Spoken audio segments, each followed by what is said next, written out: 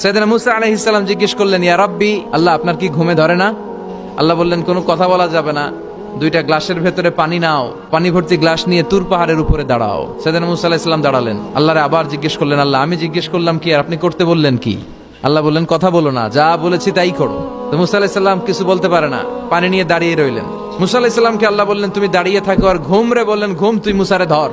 ঘুম যে এবার সাইয়েদনা মুসা আলাইহিস সালামকে ধরেছে। উনি ঘুমের ধাক্কায় আর থাকতে পারে না, একবার ডানে যায় আরেকবার বায়ে যায়। ঘুমের ধাক্কায় হঠাৎ করে কাত হয়ে পড়ে যায় আর গ্লাসগুলো মাটিতে পড়ে খান খান হয়ে ভেঙে যায়। আল্লাহ ডেকে বললেন, মুসা বেশি কিছু হেফাজতের তো দায়িত্ব দেই নাই, শুধু দুইটা গ্লাস হেফাজতের দায়িত্ব দিয়েছি। ঘুমের কারণে এগুলোর হেফাজত করতে পারো নাই, ভেঙে খান খান হয়ে গিয়েছে। আমি যদি তোমাদের মতো ঘুমিয়ে যেতাম তাহলে পৃথিবীর সাথে সূর্য লেগে, সূর্যের সাথে চন্দ্র লেগে গোটা মহাবিশ্বটা এভাবে গ্লাসের টুকরার মতো খান খান হয়ে যেত রে মুসা। এজন্য লা তাখুযুহু সিনাতু ওয়ালা নাওম, আমার ঘুমেও ধরে না, ঘুমের আগে যে তন্দ্রা আসে ওইটাও ধরে না।